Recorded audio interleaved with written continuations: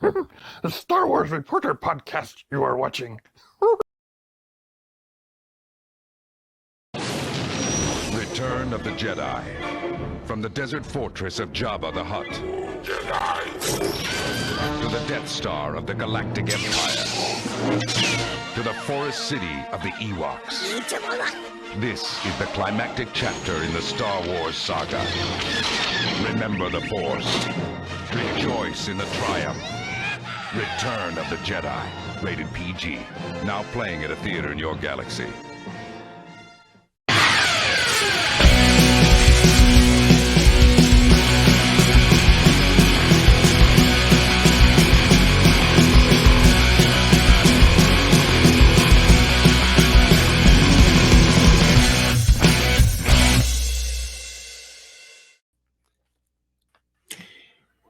Hello, welcome to episode 106 of the Star Wars Reporter podcast, the official podcast of StarWarsReporter.com. I am one of your hosts, Wookie Steve, and I'm joined by my lovely co-host, Trooper Todd. Hey, Steve, we're back. Just like I remember as kids seeing the first trailer of that Return of the Jedi that we just witnessed drop in the theaters, and I was like, Star Wars is back. We're back just like that. Back in, was it 1985? I can't remember when it was released. 1983. Wow, okay. We were, this is how old we are. We saw it in theater. We saw it in the theater together. Well, actually, it was my fifth time seeing it in the theater with you, but I didn't tell my mom. I've told the story before, but I told my mom we're going to see the movie Crawl, and I went and see Return of the Jedi for the fifth time because my mom was mad if I went to see it, waste money seeing a movie I've already seen 4 times. Yeah, who would ever do that? It's kind of funny. What did you end up getting to see Crawl at any point in the theater? No, I did not watch Crawl in the theater at all. You saw it, you said it was decent, but I watched Return of the Jedi again for the 5th time instead. But I did see it on home video, and I liked it back in the time. I can't remember how many times I actually watched Return of the Jedi in theater because I don't have your memory. Like I think my brain works, unless it was, something really big. I think my memory is like 2 weeks.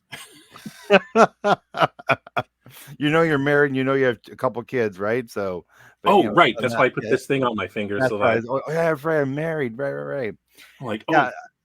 I can honestly say Return of the Jedi is the movie I've seen in the theater more than any other film. I've probably seen in the theater. I saw it 5 times at first release, and it got released a few times afterwards. I know I've seen each time in the theater it came after, so I probably saw it at least 8 times in the theater. Wow. Okay. Yeah. So and then I know they did the whole special. They did the special edition releases, right? And I know I watched those things again. I think that was like 20 years, the 20th anniversary. Remember they released all 3. Yes. Yeah. And so I went to just watch them again. So yeah, I'm pretty sure I saw Return of the Jedi 8 times in the theater. Wow. Well, just in case people didn't realize, our topic for today is Return of the Jedi. It's the 40th anniversary of Return of the Jedi, and actually, which was on May 25th, and would actually make it the 46th anniversary of Star Wars. Wow. But I guess we don't celebrate those. We only do that on even numbers. So in 4 years, they'll do the 50th, right? So you're saying we're old. We're very old because we both saw, this is how old we are. We both saw Star Wars in theater when it came out. Yes, we did.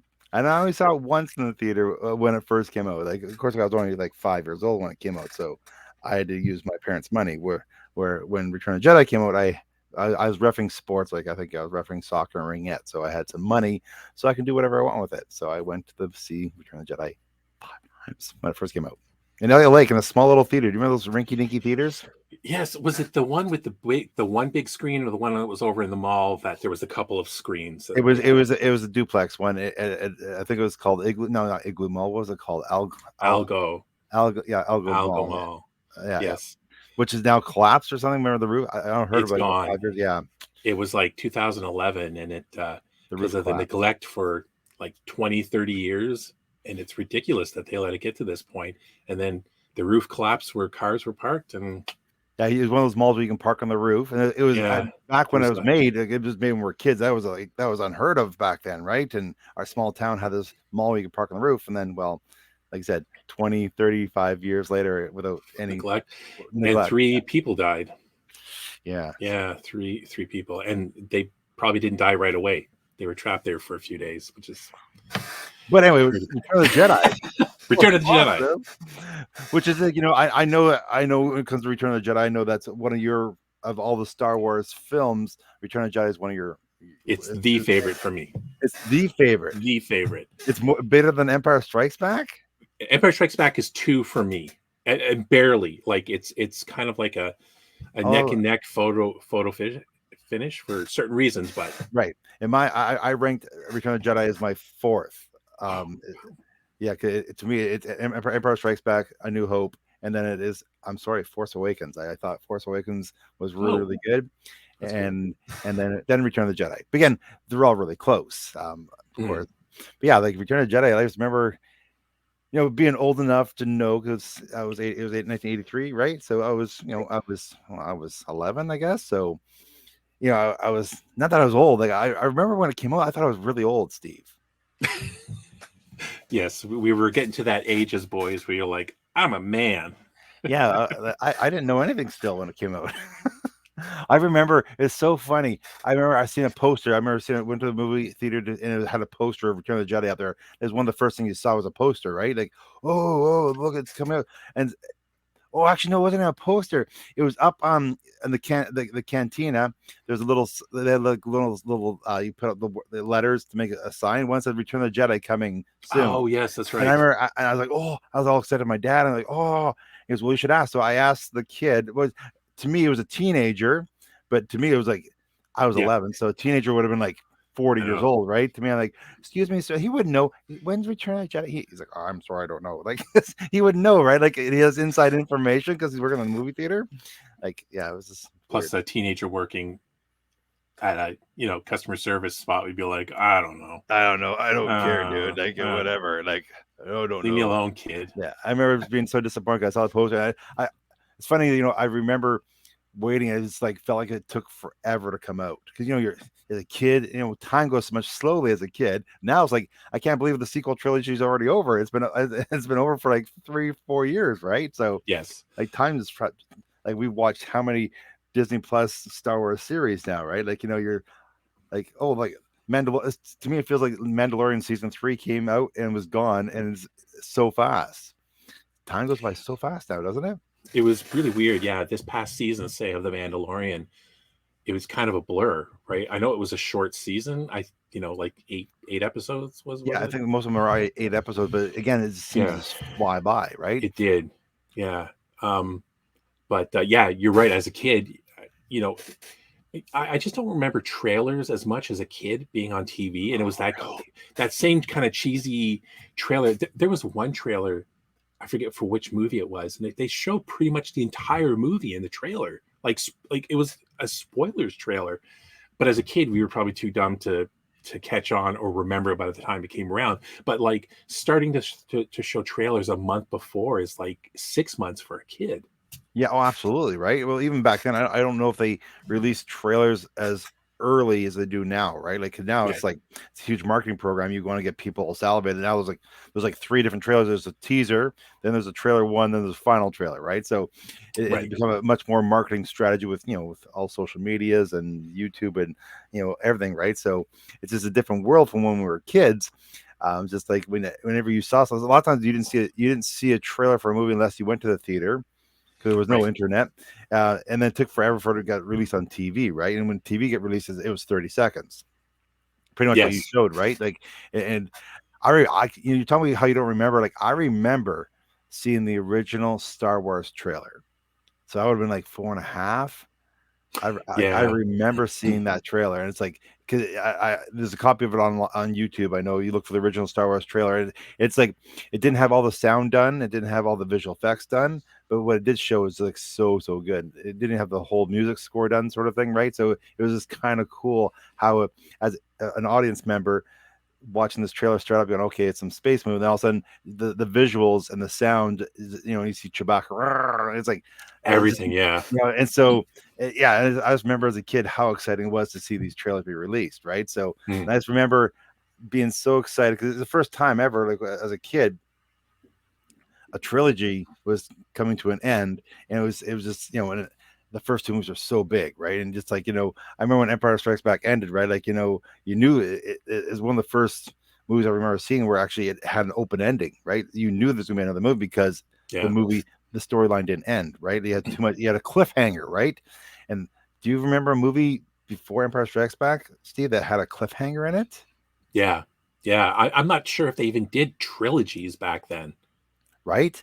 So like it was like Star Wars pioneered so much stuff when it comes to technology and special effects and sound design, and then it has this whole movie you're watching, and then it ends and going, well, what happened? Like the bad guys won. You know what I'm saying? Like, it's like it was just such a different feeling. It was such a, and then so I think that's what created such a huge hype and desire and just demand for this Return of the Jedi to come out. And I remember seeing the first posters came out. It said Revenge of the Jedi, right? Do you remember that, Steve? Yes.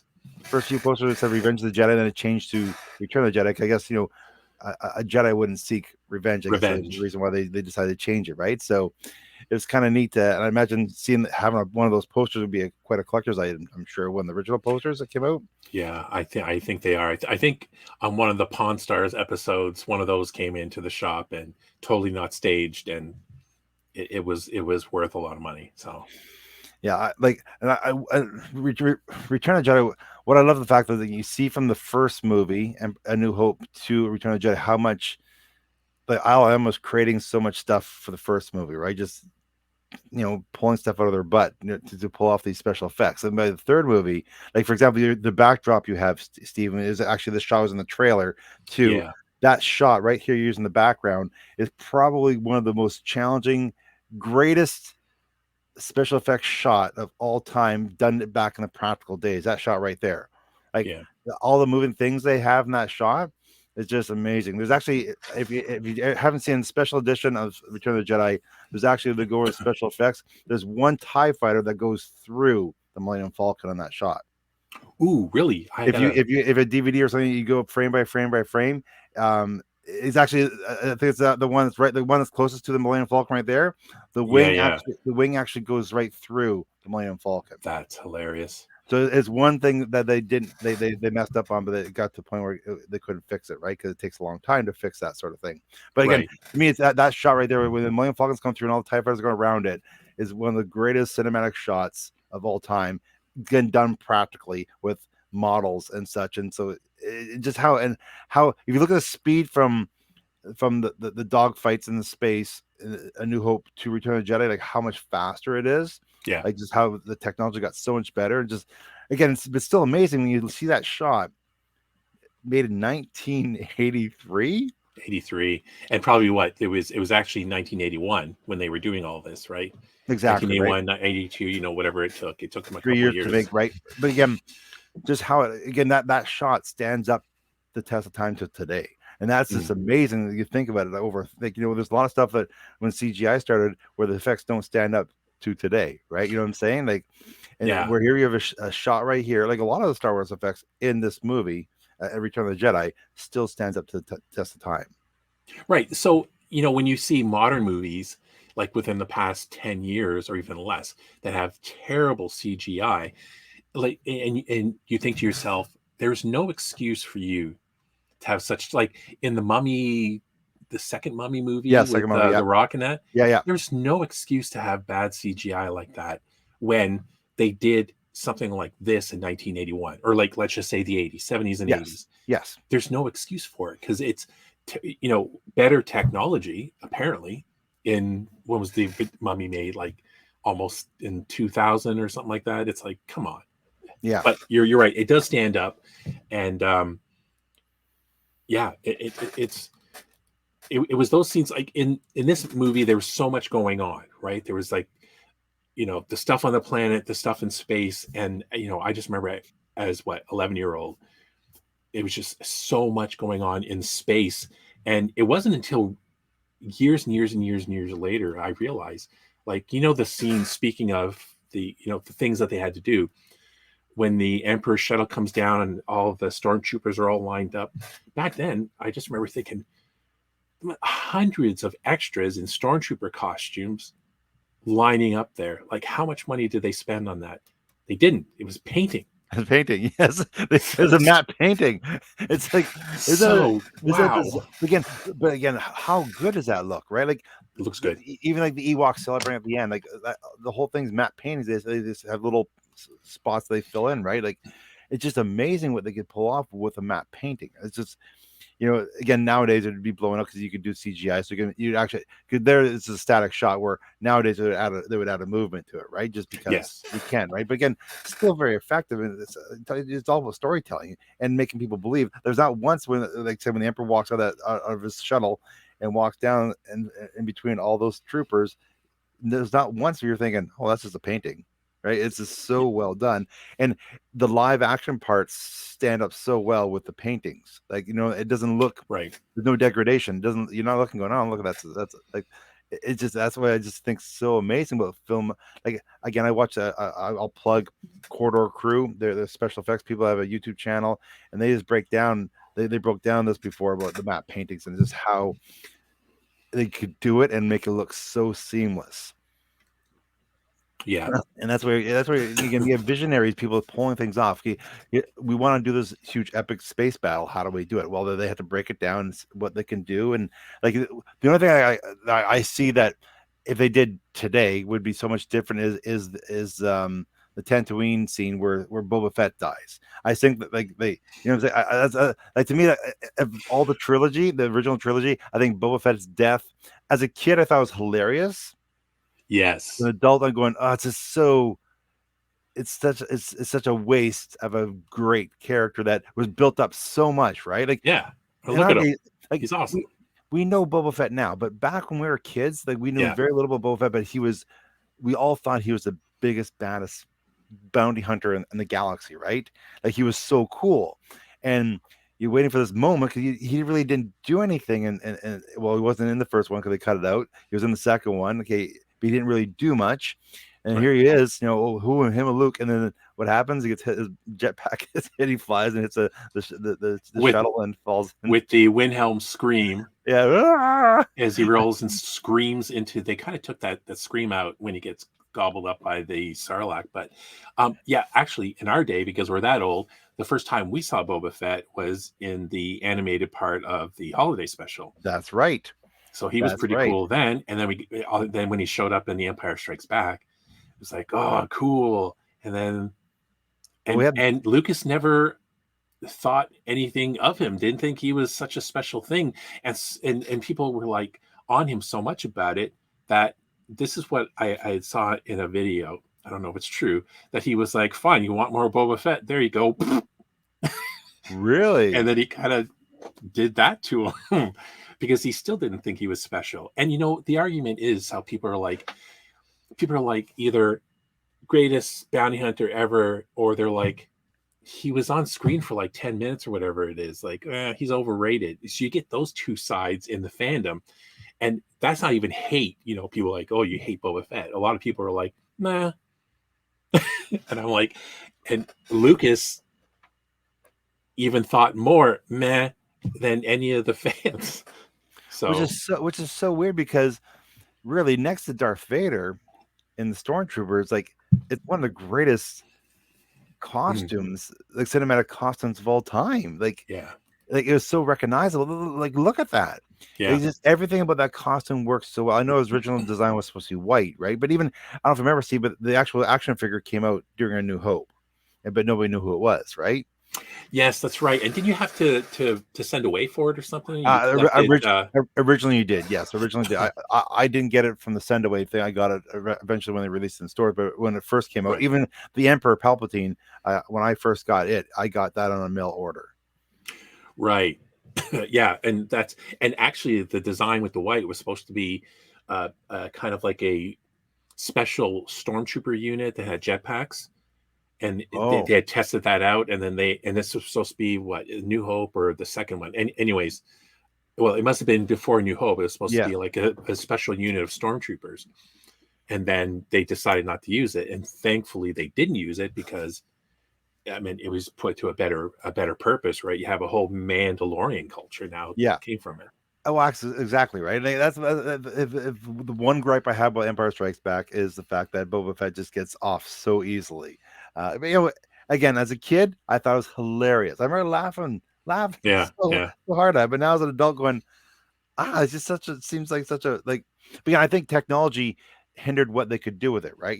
Like nowadays, I don't think that would have happened to Boba Fett. You would like look at Jango Fett. Like, why was Jango Fett used better in the original trilogy instead of Boba Fett? You know what I'm saying? Because yeah, like he wasn't just a forgotten character to George Lucas in the original trilogy, because Jango Fett played a huge role, right? Like yeah. that became the stormtroopers, right? So his DNA. So yeah, that's the only flaw I have for Return of the Jedi is that it has like one of my favorite cinematic shots, as I talked about earlier.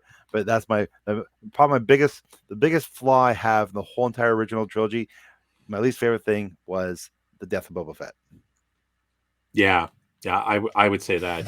Um, I just watched Return of the Jedi on the 25th, I think, or was it the weekend before that? I think I watched it on the I think Saturday you watched it. before that, Yeah.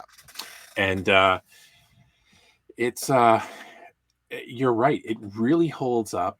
I think the only thing that now as an adult, but as a kid, and especially in the 80s, right? Like filmmaking, storytelling has come such a long ways, right? Where you know they edit maybe better, they get to the point faster, et cetera, et cetera. But was the kind of convoluted plan to break out Han Solo from Jabba the Hutt, I thought was kind of interesting, and where they had to infiltrate, then they had the different parts that all lined up well for this, for the ending where they kind of the big battle on the skiffs out by the Sarlacc and stuff like that, right? And you could also say too that they didn't want to bring attention to themselves, so if they just came with a bunch of rebel ships and started blasting Jabba's palace, the Empire, which was occupying Tatooine, would be all over them. Yes. So they were trying to be a little low key.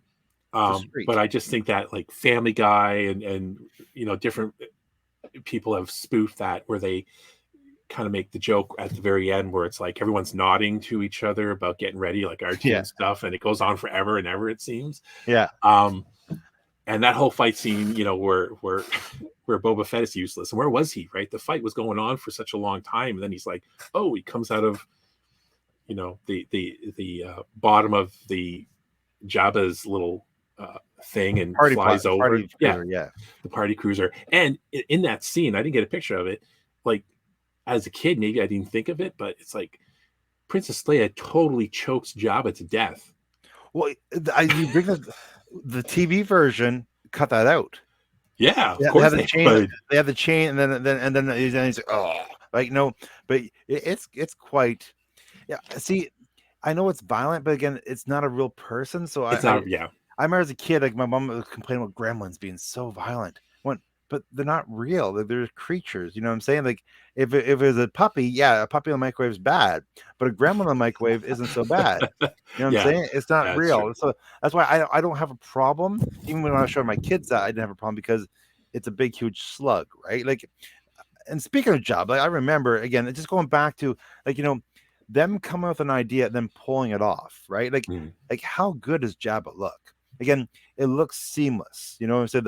The arms, the eyes, Yes. the talking, like even how disgusting he looks, the mouth area, right? His mouth area, yeah. Like one of the great shots is like when they bring Princess Leia up to him, and he's like, and she's like, because of how much he would smell probably, and just the grossness of it, right? So again, trying to convey a look and a feel, and then pulling it off. Like again, you're watching Jabba. Okay, we've seen Jabba CGI'd now, right? Through the special editions of A New Hope. We've seen it in Boba Fett, the Hutt's Right. animated, right?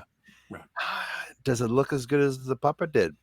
I know it moves, but I think you can see it more when it's CGI.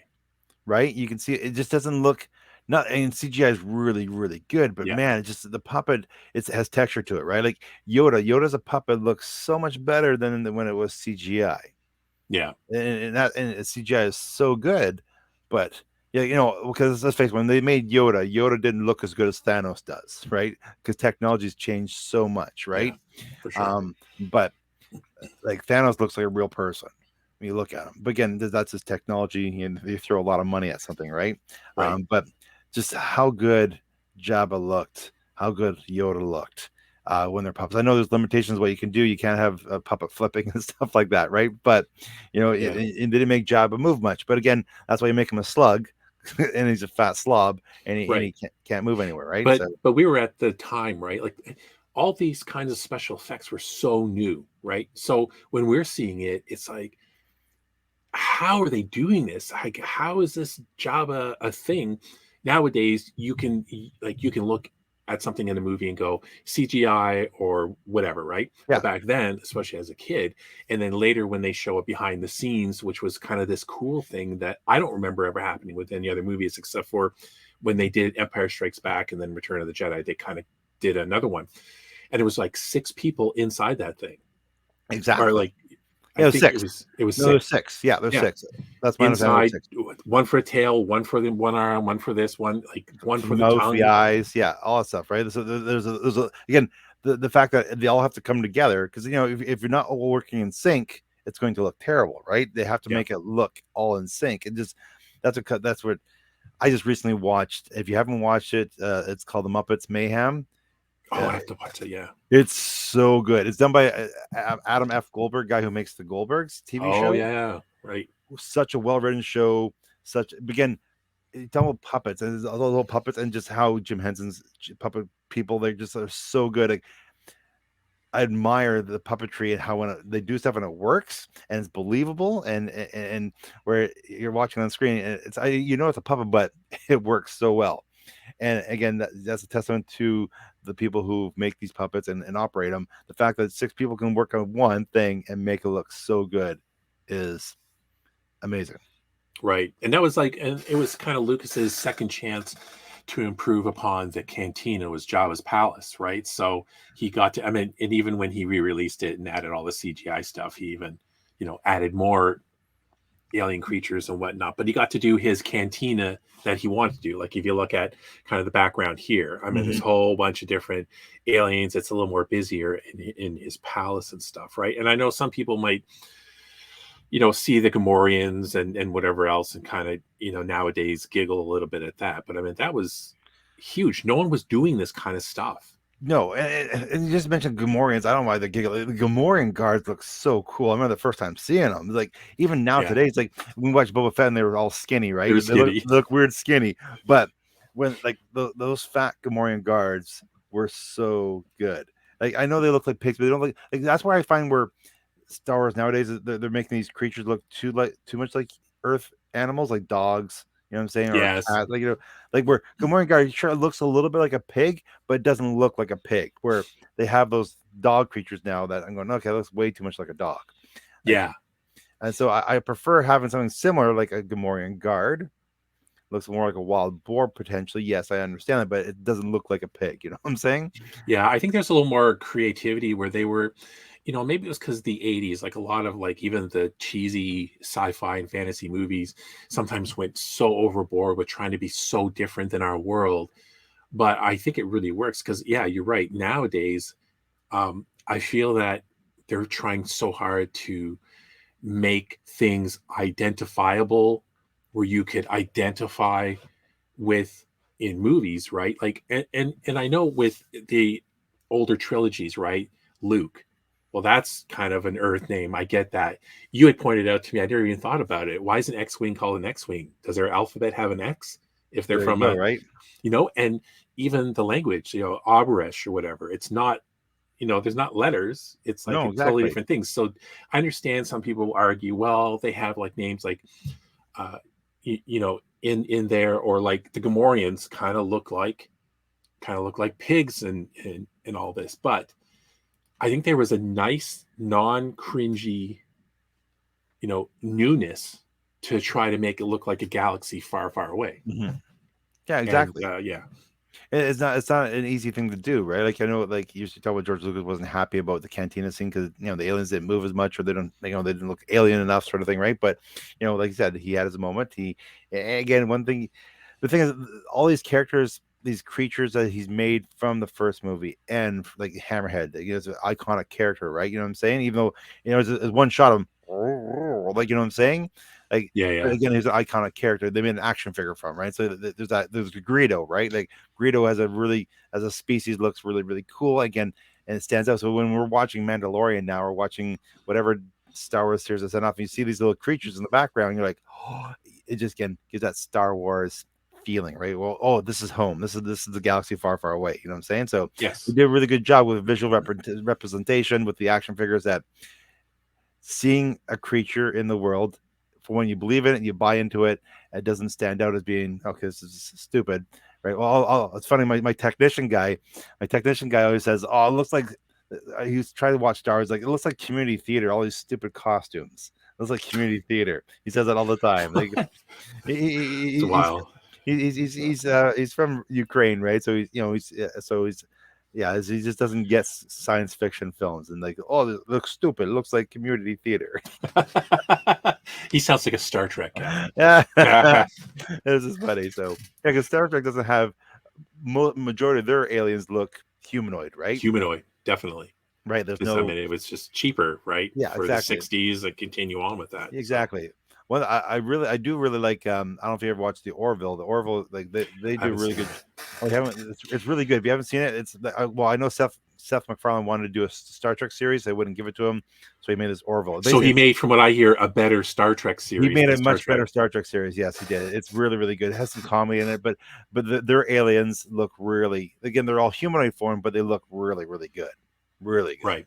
And he's actually a huge Star Trek fan, right? That's why he went to the studio so much, just pleaded to be able to do a series. And they're like, "You're the Family Guy fart joke guy, so nah, Yeah. it's okay." So he does this Orville, and I guess it's more lighthearted, Yeah. from But what it's I serious understand. though. It's But still it's serious. really good. People are like, "Wow, if you just like stuck Star Trek on there, that would be Star Trek." Change some things, and you can see how, when someone's a fan of something, how well they works. Like, so let's look at Favreau and the Mandalorian, Mm-hmm. right? So there's that passion in it, all the practical effect, all the people say, oh, it's too much suck up to to fans, like the fan service with all these nostalgia things. It's like, but these nostalgia things are in that universe, so why are we hiding them in other shows? It's like, these things would be around, or just the little cameos and stuff. Fans don't mind when fan creators do that. So See, it's so amazing. Back in the original Star Wars trilogy, as in Return of the Jedi came out, there was no of this fan service talk. You know what I'm saying? Like, it just didn't exist. yeah, It just didn't exist. Like, you could say whatever you want. Like, it's a third movie, but that just didn't exist. Now it's like, because people have a voice and you can get it out easily, so everybody's gonna hear it. Everybody's just kind of raging at something, right? Like if something's popular, somebody has to rage about it. Is this, yeah, it's you know what I'm true. saying? Like, you got to take them down a peg, sort of thing, right? I find there's a lot of that coming from critics, right? Where it's like, a Mandalorian episode has a character in it, or something, or it's like the practical effects, and people are like, "Oh, this feels so old school Star Trek. This is awesome." And everyone's like, and then you got critics going, "This is dumb. Like, all this fan service. Why not make something new?"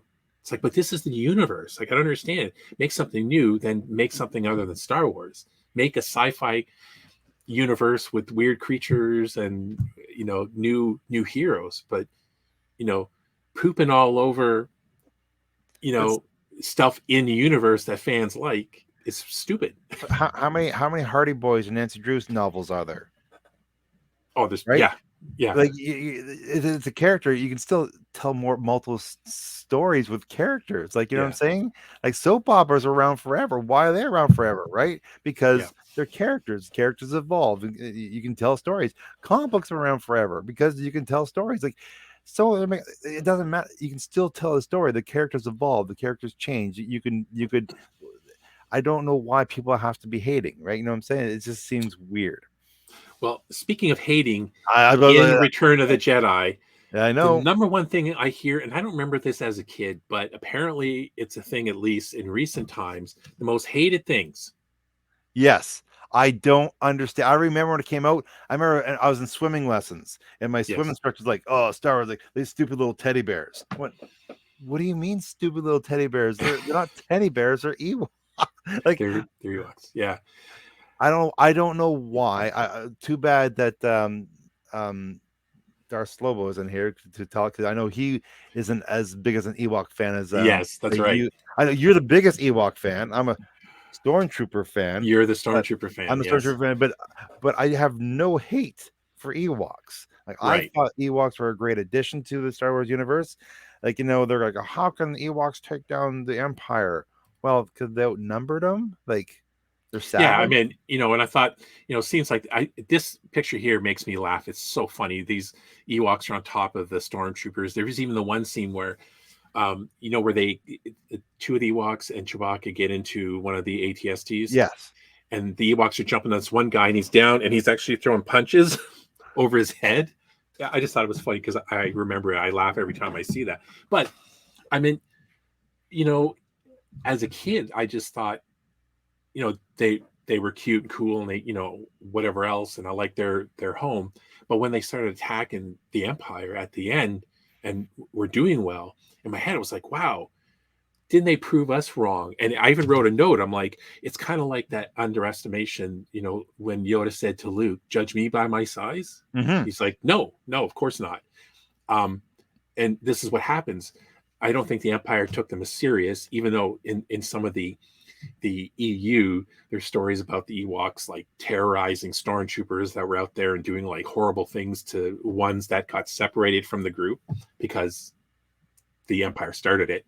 And for me, it was like, wow. So, you know, don't judge a book by its cover. They're small, but they're able to do this. And people think it's unrealistic. But even Lucas had said that he kind of based these characters off like North Vietnamese.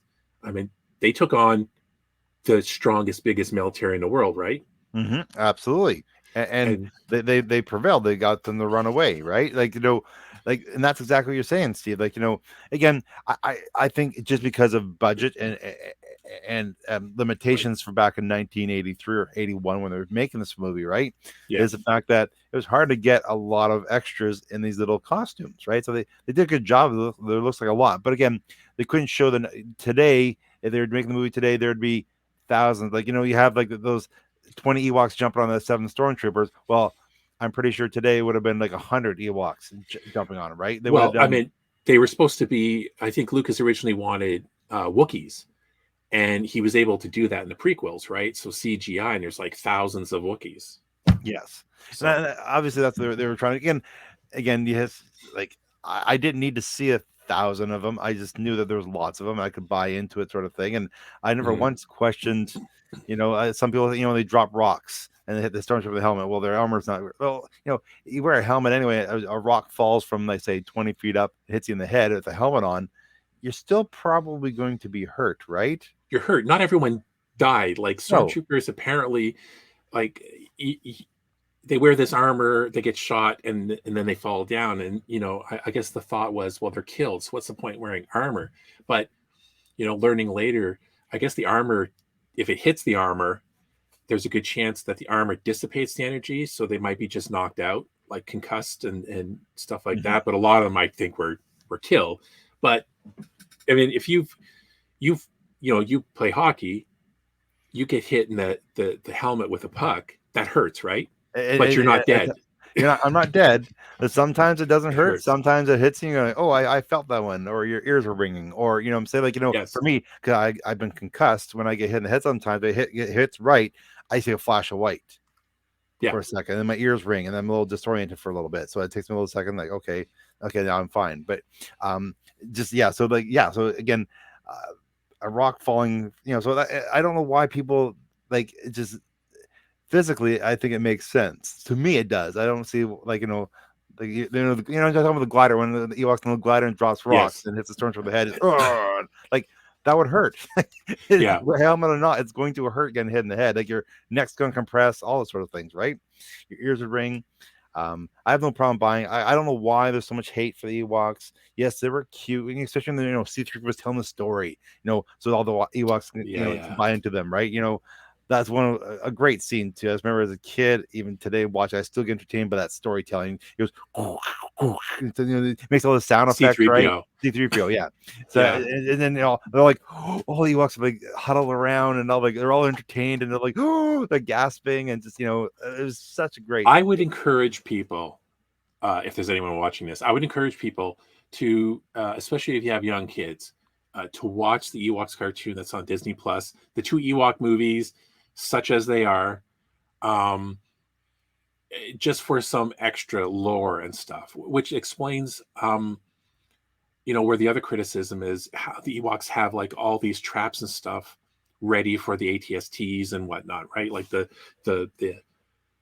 the logs that crush it, the logs that trip it up, and all this other kind of stuff. And it was actually supposed to be for this dangerous creature on the planet called the Gorax, and you saw that in the Ewok movies, and which is a giant thing. So they had traps ready for this Gorax. There was only a few of them on the planet left that would terrorize, and this was supposed to be made for them that they just used on these new enemies. So I just think it's a really cool concept, and it's even funnier in Legends, the comic, where it's like the old joke of, are they eating the stormtroopers? They actually did that in the opening frames where they're like, some pilot makes a comment like, what am I eating? And he's like, I don't even want to think about it, because the joke is that they were cooking the stormtroopers. Well, they were going to eat everybody, ever eat Han, Luke. I thought that was so weird. I wish they would have just had it like, they captured them or they were going to sacrifice. But when they made them into a feast, I thought, in modern times, while I'm older and you think about it, when you're a kid, you're like, ooh, scary, or it makes sense and everything. I wish it was just that. It was just so weird that they were just going to eat everyone, but they let Leia live. You know what I mean? It just because she save Wicket? Yeah, she saved Wicket and stuff like that. But I'm sure they were like, "Ooh, she would be tasty" or something. They might, but again, they're civilized. No, they're not civilized at all. But they're hunters. Like, again, they caught the rebel troop in a net, so that's their traps, right? So yeah, they were going to eat R2. They didn't know they couldn't eat R2, but they're going to cook him up, right? He was right. So they're not known as smart in the world, right? So, yeah, because they weren't going to because right, they thought, because when C-3PO came out, they thought he was a god right away, right. Which I was going to say a point. One thing I loved about the story, when you look at New Hope, is like the whole band was together, right? Mm-hmm. Empire Strikes Back is split up into two. Luke was on Dagobah, and everybody else was on, racing around in Cloud City, and then they came together. What I loved about this one was the fact that they broke on 3 storylines. So I think you mentioned this earlier, right? You had them on Endor, you had Luke up in the Death Star, and you had Lando in the ships, right? And so the 3 storylines all intertwining, and how it cuts back and forth to tell the story, I think is so well. As a filmmaker myself, I would find that really challenging to do, but at the same time, just how good it is and how it flips flat. Like, it builds up so much intention, right? The storyline just keeps getting builds up. Like, especially that scene when Luke's in the Emperor's chamber, right? And they're watching, and your friends are dying. He just keeps goading him, right? Exactly. And I think the reason why Return of the Jedi, I mean, there's a couple of reasons, is my favorite. I mean, I really like the Ewoks and kind of the ground fighting and kind of all the different things going on. And we didn't get to see, like we saw in Hoth, a little bit of ground fighting. And I just kind of like this whole forest fighting, and it was a good balance of humor and stuff. But it was kind of the whole story with Luke at the end, right? Like I didn't see the nuance much when I was a kid, but apparently, he had his, his shirt up, and there was the question if he was going to turn to the dark side. And in the end, when he doesn't, he takes it down and shows the white. Apparently it was symbolic and stuff like this. And as a kid, I was thinking, oh man, is he going to be killed? I didn't think he was going to turn, but it makes sense now of what they were trying to do. Like, I made a note, I was watching it, and I remember when he sent that message to Jabba to get Han back, and he said something about, he's a Jedi, don't underestimate my power. And I think he says it again when he meets him in person. Don't underestimate my power. It reminded me of another person that kept saying that. Anakin. Yeah, absolutely. It was Anakin in the prequels. And I don't know if Lucas did that purposely, where he had Anakin in the prequels saying that a lot. Like, that was Anakin's thing. Don't underestimate me. I'm powerful. I'm good. I'm the chosen one. I don't think he said I'm the chosen one. No, he didn't. But he knew he was, or he thought he was, right? He definitely Yeah, he Yeah. thought he was And my whole thing, and I've said this a million times whenever we talk about Return of the Jedi, I wish that, it was the 80s, so it, it was kind of different, but that Luke was introduced more like, maybe he had the longer hair and he was scarred up a little more because he was doing, in Han's absence, all the battles and stuff that we didn't see, that he was getting stronger. He would like wave in with his lightsaber into stormtroopers and he would take damage, and he was being a little reckless and stuff. And maybe he was more serious, where there were scenes where people would think to themselves like, how Luke would talk, like when he first meets up with Han and stuff like this, and Han could even give a double take on Luke is different. He's not that kid that Han would always call him kid. yeah. And even Leia was like, would think, what, like, what are you doing? Or, what are you thinking? Or is everything okay and stuff? And it's because he had that, like he trying to save his father, but is this his destiny? And his father was in his head and stuff, like in the deleted scene where he's in the, on Tatooine fixing his lightsaber. You know what I mean? Like, I think there's that scene where Darth Vader's reaching out to him and stuff like that. I thought if they made him more menacing, it would have convinced people more, even back then, that, ooh, is he going to turn? Is he going to put the Darth Vader helmet on like they thought he was going to do at first, right? Where they thought about it. Yeah. And then in the end, where he overcomes it all, and then you see that more smiley, calm face that we see at the end when he sees the Force ghosts, and he just has that smirk and stuff. And I just thought that would have been really cool if he was kind of like on the edge and he was doing things that were would make people double take. Mm-hmm. Yeah, absolutely. But that was my favorite thing. And as a kid, I was like a relief that, when he's like, oh, you failed, Your Highness, I'm a Jedi like my father before me, right? And then so he overcame it, because it was the most dramatic thing. It still gives me goosebumps. Do I have the picture? The goosebumps where he's fighting Vader, and he's just like, they end up like this. Like, this picture here is very cool. He's lost his mind, right? This is where I think he's tapped into the dark side. Not to mention that I don't think Vader was trying to kill him, right? He was, I think at that point, Luke might have passed Vader in the power, because he was crossing. He was just so angry. And he came through, and just that whole scene at the end where he sees the Force ghosts and smirk. As a kid, I was relieved. It was like it's a happy ending, because Empire Strikes Back wasn't happy ending. No, exactly. Yeah. I don't remember feeling that way. Again, as a kid, I just took things at face value, sort of thing. So I wouldn't have read that much deeply into it, sort of thing. I remember, like, again, one of my, you've heard me say this before. I'll say it again. Just the reason why Return of the Jedi isn't as strong in my rankings is because Darth Vader turns good at the end. Like, to me, Darth Vader is the greatest villain of all time, and Right. again, don't get me wrong, it's a fantastic storyline. Like, the whole when the Emperor is just frying Luke, right? It's like, so be it, and just zapping him. Like, that's one of my favorite scenes too. There's one part, and you've watched the whole zapping part. I don't know if you ever see it. I've never seen it the first time in the theater, and I've seen it every time afterwards. It's the part I wait for the most. Is somebody animated where the lightning went to his teeth? Yes. Yeah. I love that shot. I don't know why. It's my favorite shot of the whole entire lightning streak. Is what goes to his teeth. It's like the animator went. It wouldn't be because he's like looks like this. Wouldn't it be cool? Like, obviously, wouldn't it be cool if it's going through his teeth? His mouth could be so painful, right? And so, and they did it. So, I love that. But when that whole thing, when Darth Vader's looking at him, he's gasping for air because his rebreather's not working properly, right? And then he just comes over and grabs him, and just it's such an amazing story arc thing that happens, and it's so good. But at the same time, I'm going, oh, I just missed the bad Darth Vader sort of thing, who in Empire Strikes Back strangled everybody and just force choked everybody.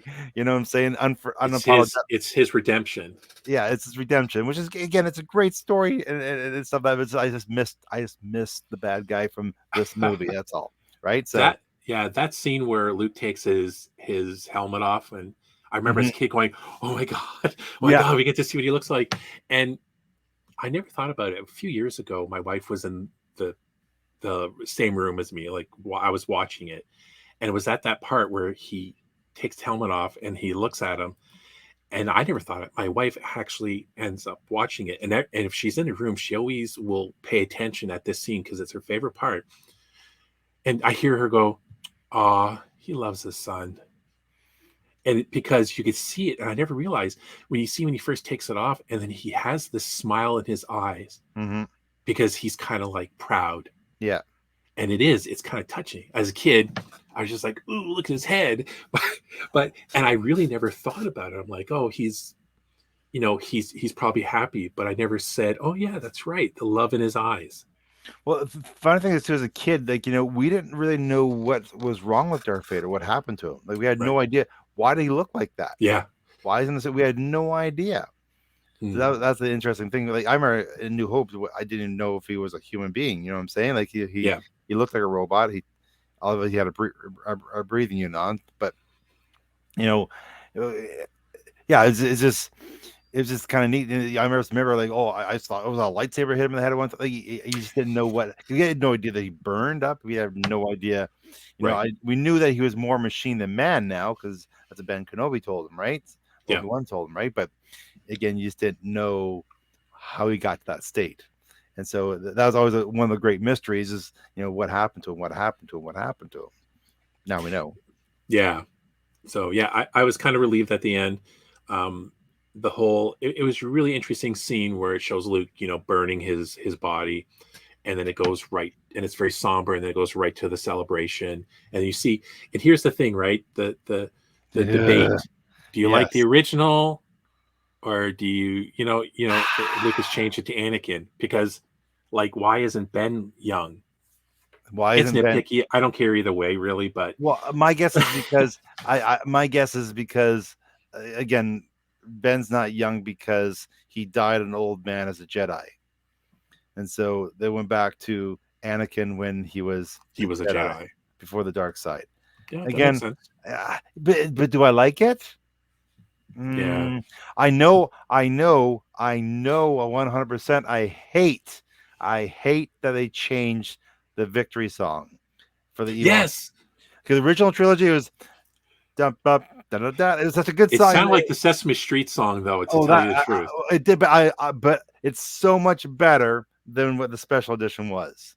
So much better. Yeah, it was just kind of like this. It just felt more celebratory background music. Yeah, that's where the other one is. It's the Ewoks singing, right? Like that's what it was. Like the Ewoks were singing. Nub nub. It's a great fun. As a party atmosphere, right? And I thought it really, really worked so well. Where I think it's a cinematic. It's orchestrated. It's good, but it's just like the original is so much better. Yeah, and the addition of showing the rest of the universe or the planets celebrating and stuff, I thought that was a little quick because the Empire just didn't disappear when the Empire died and stuff. I thought it was weird, and I like the fact that out of all these high tech sides, Empire and the Rebellion fighting against each other, that ends over this primitive moon, and it's this little celebration on this out of the way planet, right? Like it's not grandiose. It's just it just seemed more homey, more of a warm feeling, right? Than blowing up statues and stuff. Like you're saying, like really it wasn't over because yes, the Emperor's dead. Yes, they may take back the Republic sort of thing, but there's going to be a power grab for control of what's left of the Empire, right? Yeah. Like there's no way we all see the light. I'm sorry, we're not going to seek power anymore. Like one thing like the Mandalorian, other series is showing really well. Like what's it called? Endor showed, not Endor. Sorry, it's called Andor. Yeah. What showed really well is like there's so many fat cats profiting, living rich, the rich high life with the Empire, right? Like they had power. And have the same belief. Even kind of the ideology of the Empire, a lot of people were like, yeah, that makes sense. Right? Absolutely. Right. Like, like we want the power. We'll just take it from everybody else because we're stronger than you. Right? Like that's exactly. And so that just wouldn't disappear, right? So I'm looking forward to the Ahsoka series. So because that takes up after Return of the Jedi, right? Right. I Right. believe that's the timeline, right? After, yeah, because it's the same time with Mandalorian, right? So it's after Return of the Jedi. Right. So it'd be nice to have these other Jedis in the universe helping out Luke and the team. But Yeah.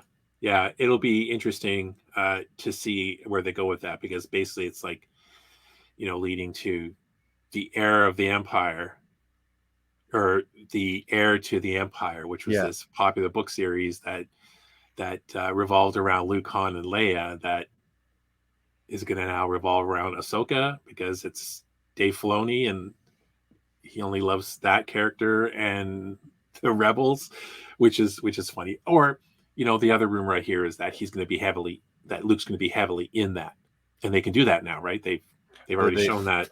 they've done it. It's expensive, but they've done it. Yeah.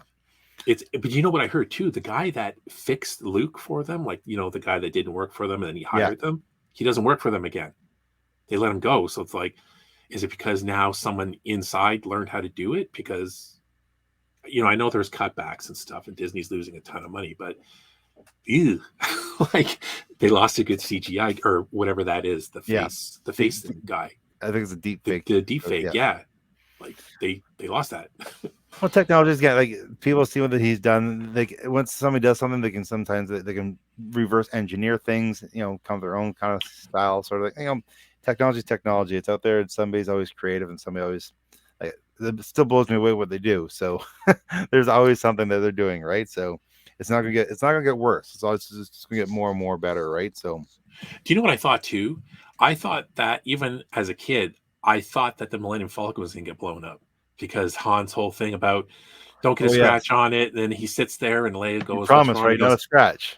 But then he says to Leia, like, I just have a feeling that I'm not going to see her anymore or something. And I thought, they're foreshadowing. They're foreshadowing, right? As a kid, I didn't know what that means, but I was like, oh, is the Millennium Falcon going to blow up? Especially when they're trying to escape the Death Star. It's like, they didn't do that whole heroic sacrifice for Lando and Chewbacca in the ship, though, right? But I thought for sure it was going to be blown up, right? Something's got to die. Mm-hmm. And it was going to be the ship, I guess, and whoever was on the ship, which would have been Lando and Chewbacca. No, Chewbacca was on the ship. He was. Oh, right. No, sorry. It was Lando and what's his name? Neenam. Yeah, like. But we just met him, so it didn't matter. But Lando would have been like, oh. See, well, it's either the ship was going to blow up or Han was going to die. One of those two things. Which is really what Harrison Ford's wanted for forever. He got his wish in episode 8, but yes. So, yeah. So, I mean, Return of the Jedi, your second favorite or your fourth favorite? Fourth, my first. 40 years, dude. We're still talking about 46 years. We're still talking about Star Wars, but Return of the Jedi turned 40. Yeah, it's just it's so weird to think about that, right? It's like the fact that it's been out for so long. And the thing is, it's been out for so long, and it still sits on top of movies. You know what I'm saying? Like, it still sits up there. It's still like ranked. Like, people have a hard time. People still say Godfather is one of the best movies ever made. Right. I watch it. It's not. You know what I'm saying? It's not. I don't. So people can't let go of that sort of stuff. But you watch Star Wars and you watch the original trilogy, it still stands up as like one of the greatest trilogies made of all time, the original series. And that has to do with the fact that it has a strong beginning, a fantastic ending, and a great middle, right? Like, it has it's a story arc, and it has a beginning, middle, and an end that all work and tie in together, right? Where let's just say a sequel trilogy, there's no, just they plant a good seed, falls up terribly, and then you're trying to fix everything that happened in the second movie with the first movie, and it just doesn't work, right? It doesn't work. And then you have the original trilogy, the prequel trilogy, again, which the story structure is good, but again, there's a lot of hiccups along the way, right? Like, right.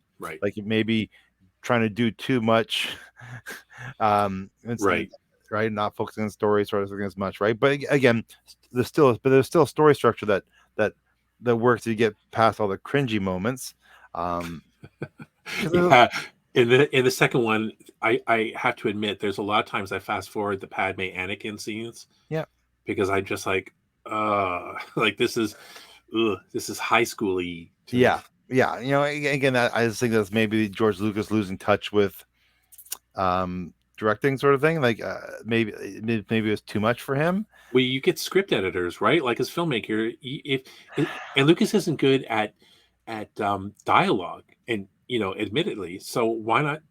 In the other movies, he had people that came and went over scripts, right? Like even like Carrie Fisher rewrote some of her own lines But and even stuff like that. it's also performance based too, right? The Right, performances weren't great. They were like really like again that comes to the director, like getting the emotion out there. right. Like I think he's like too much like, oh, you have no emotion, you're a senator. So like I just think there's like it just feels weird and awkward and just it doesn't Mhm. seem believable, right? But again, at least it had a really good storyline, right? But again, you really like name something that where the storyline is so tight for through three movies. Yeah, exactly. I mean, with the original trilogy, it's a timeless story, right? And people might say, it's kind of like the same story as this or the same story as that. It's like it's a timeless story, of that we're used to, right? That we can identify with. Someone can identify with something in any of these movies, right? It's kind of a story of humanity and stuff. Mhm. So, um, and when you try to circumvent that, or what is the new term now? You're trying to, I forget what they call it, right? Like I can't think of the your word. expectations, Yes, subvert their there you go. expectations. Yes, yeah, yes, I don't think people want that a lot, especially when they know that. Like it's like we know this person is that, we know this person's that, we know this alien's that, we know this planet's that. Why are you trying to well, subvert there's anything? there's doing it for effective storytelling. There's doing it just to be different. You know what I'm saying? Like, let's look at Last Jedi, right? Oh, we're trying to be totally different, and it flopped hugely, right? Where it's the most hated Yeah, film yeah. of all time when it comes to Star Comes to Wars Star and Wars. or anything else fan based sort of thing, right? Like, the worst Marvel movie doesn't get as much hate as that movie does, right? Yeah. And I think that I think the problem is they're like, well, you know, they're trying to kind of surprise or make it a little different. Like if they were to actually just take Heir to the Empire and make a movie strictly on that, or even like a trilogy based on that without really changing anything. I mean, there's usually some changes in books because it's might be harder sometimes, but if they just kept to that, then their whole thought is, well, everyone knows what's going to happen. It's like, yeah, the Harry Potter books came out and then movies came out later, and people still went and watched these movies and made them monstrously successful while knowing everything that was going to happen. And so, in order to surprise them and make it different in a movie, why change the story, right? It's like people like, I read the books, Star Wars wasn't books. I know what's going to happen. And they go there to see it happen, Yeah. right? So why are they saying, well, people don't want that. They want their expectations subverted. They want a surprise. It's like, no, they don't. They read the book. They want to go see the movie. Okay, we've seen the original trilogy. We've seen the prequel trilogy. Now we want to see a continuation of stuff we already know. Yeah. It's different when you look at Marvel movies, right? Because Marvel movies, like, they never fall like they'll borrow storylines from the comic book series, but they can't Right. do it in a movie because that storyline would take place over 10 years, right? You know what I'm Yeah. saying? Yeah. So you can't do it, so you have to paraphrase. Like, Thanos was totally different in the movie than he was in the comic book, like, because Thanos was trying to impress Lady Death. Yeah. Yeah. Yeah. So and so he said, my gift to you is I'm going to wipe out half the population. Had nothing to do with making the balance like it was in the film. But again, so they had Right. to make it work for the movie. But again, what they came up with really actually makes more Yes. sense than trying to court death, right? You know what I'm saying? Yeah. So I that's why. did it. I did it for a girl. Well, if you the first Avengers movie in the cutscene at the very end has, like, the Avengers blah blah blah blah, the challenge Earth would be to court death, and has Thanos turning with a smile, Yes. because that's the line with court death, because that's originally in the comic books, he court death sort of thing, right? So, but Right. in the cinematic universe, he challenged it, right? So that was a nice little touch, the fact that courting death sort of thing. But again, Yeah. it doesn't. But we're like, this storyline, the Heir to the Empire, like you're saying, it's one book. You can make the trilogy. Again, there's nothing wrong with, look at the Twilight movies. The Twilight movies are terrible, I'm not saying look at them, you shouldn't because they're awful, but people did love them. People who did like them love them, right? And they followed the Yeah. book too, right? So again, Harry Potter is a great example, like you're saying, right? So you got to make sure Hunger Games. I guess they're very similar to the books too, right? So Right. And people knew what was going to happen, and it happened, and they loved it. and they For those changed it. that loved it. If they change it because we want to subvert expectations, it just doesn't work that way, right? So Right. So you can't take a 40-plus-year-old franchise and say we're just going to change it all now, yeah, and think that people are going to be like, cool. and if Filoni's going to take the storyline of Hair of the Empire but change it, he's going to use, maybe he's doing the Marvel thing, taking the base of the storyline and changing it. Then I will give Filoni the chance to prove me wrong, right? Yeah. Like he's got a good track record. I know what you're saying, but at the same time, you like Ahsoka. You've talked to Ahsoka before, so we have to get again. He hasn't Right. He hasn't burnt us yet, right? Yeah.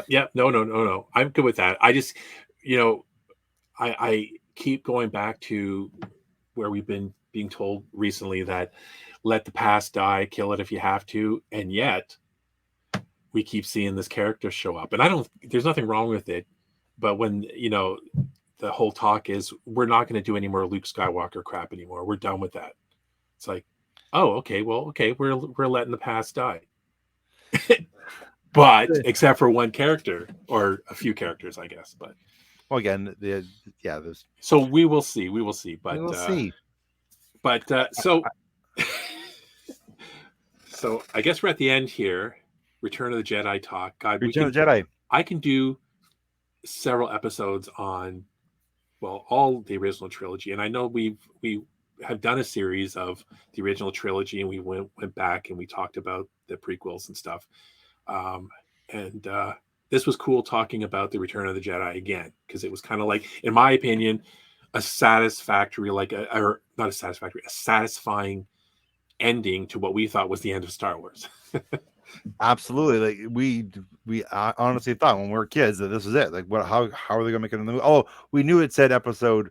Well, Star Wars A New Hope didn't come up with it was 4, 5, and 6. Yeah, but it didn't start off as the first time you watched it didn't have 4, episode 4, did it? Does it say episode 4?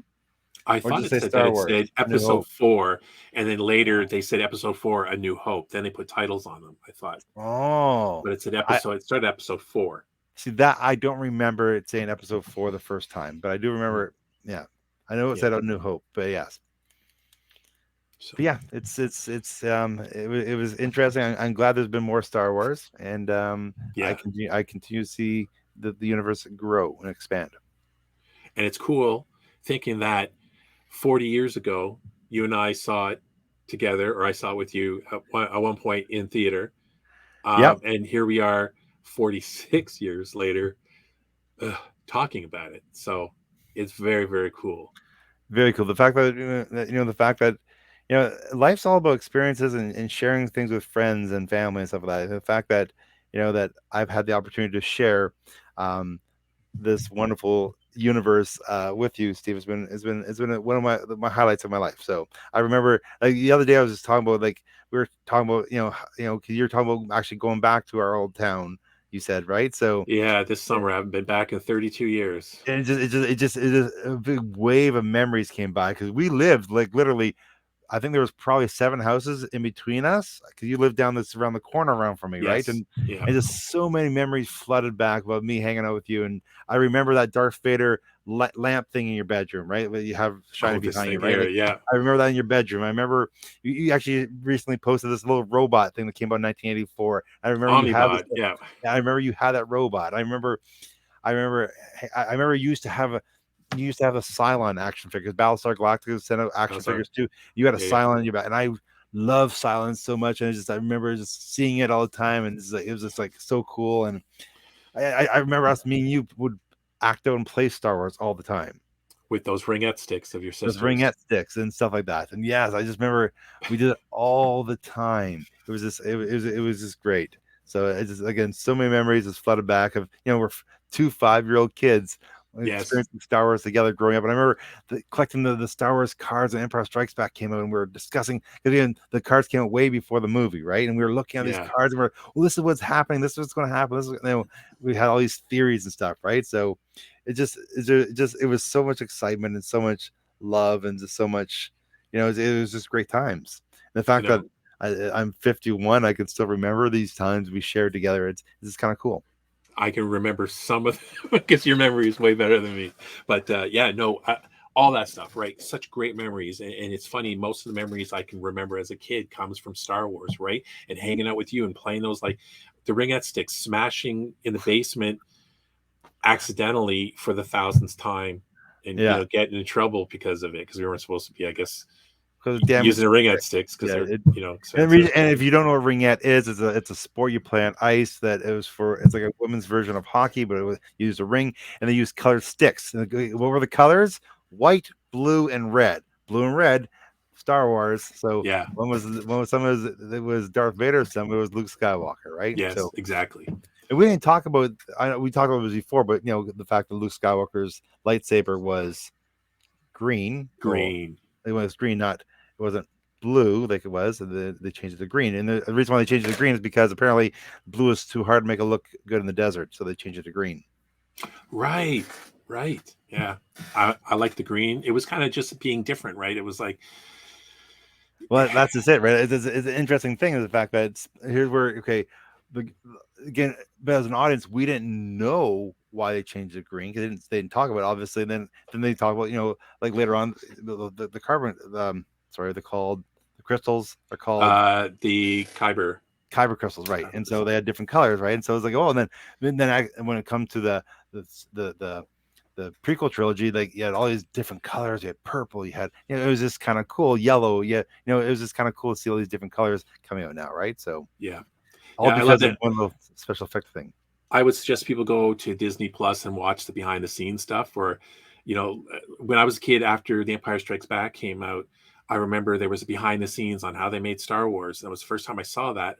Where it was that time where I was like, wow, like this is how they do it, right? And probably most of us all thought that when they actually put that on TV, like the whole tauntauns and the AT-ATs and all that kind of stuff, the models, and I think I've said this before, like when A New Hope came out, I wanted to be Luke Skywalker when I grew up.